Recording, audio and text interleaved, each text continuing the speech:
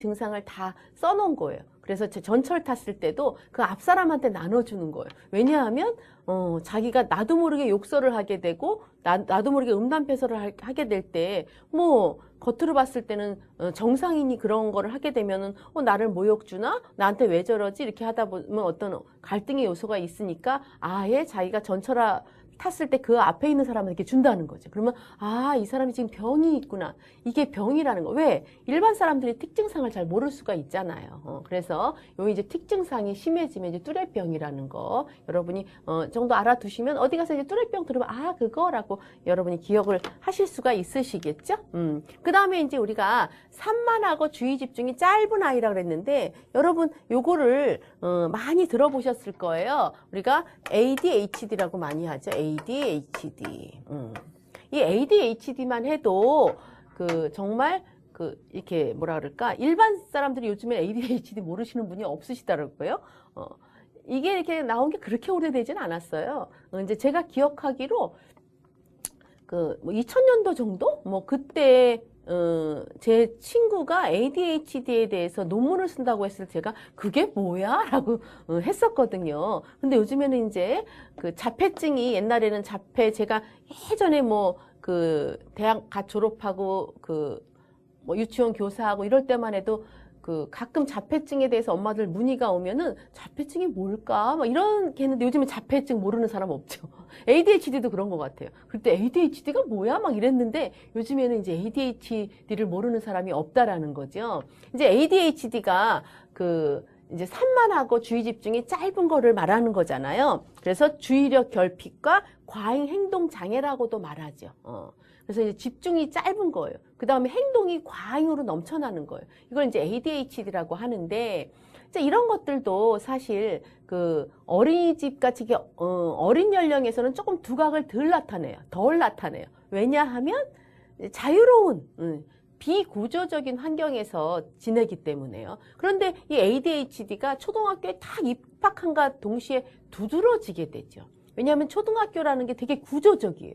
구조적이라는 거는 똑바로 이렇게 책상 쫙 앉아가지고 40분 동안은 뭐 수학을 공부해야 된다라든가 말하기 듣기를 공부해야 되는 시간이에요.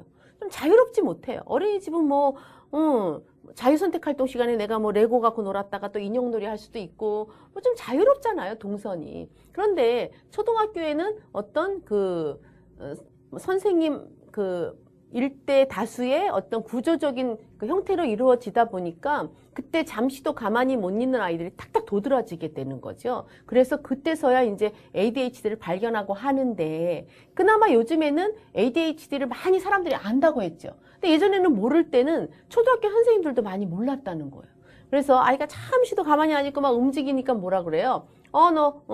민철이 똑바로 앉으세요 라고 지적을 하겠죠. 그런데 얘는 지금 ADHD라는 병이 있는 거잖아요. 어떻게 보면. 내 의지가 아닌 거예요. 나도 모르게 막 몸이 움직이는 거죠. 그러다 보면 선생님이 분명 없이 주의를 줬는데 좀 이따 또 그 행동을 반복하고. 그러다 보면 선생님은 이렇게 느껴지는 거지. 선생님 말을 하는데 왜 안 들어? 선생님 말이 말 같지 않은 거야, 너? 선생님이 하지 말라고 했지. 나오세요. 라고 해서 이제 벌을 준다든가.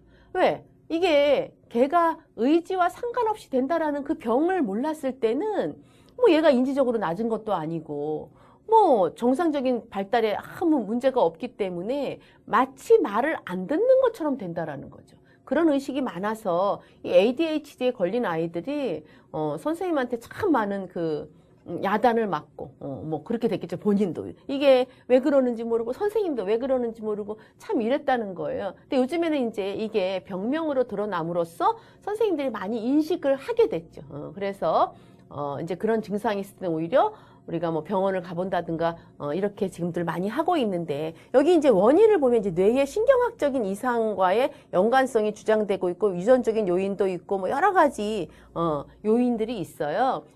약간 이제 뇌 문제가 될 수도 있죠. 우리가 이제 뇌에서 앞부분이 전두엽이잖아요.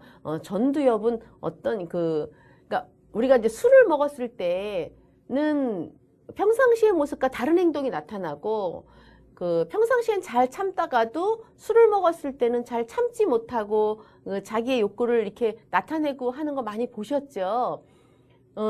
술이라는 게 요 전두엽에 있는 전두엽은 이성을 담당하는 건데, 이제 그런 데가 이제 약간 풀리는 거죠, 말하자면. 그러다 보니까, 그 이성이 누르지 못한 감정이 막 나오는 거라고 보시면 돼요. 근데 이제 ADHD 약간의 전두엽에 어떤 문제가 있다라는 거죠. 그래서, 우리나라에서는 이제 ADHD가 아무래도 이 학교 환경이라는 게 이렇게 자유로운 환경이 아니다 보니까 많이 힘든데, 여러분이 익히 알고 계시는 부시 대통령이라든가 케네디 대통령이라든가 그 다음에 레오나르도 다빈치, 모차르트, 그 다음에 아인슈타인들이 ADHD였을 것이라는 이제 의견들이 많이 나오고 있어요.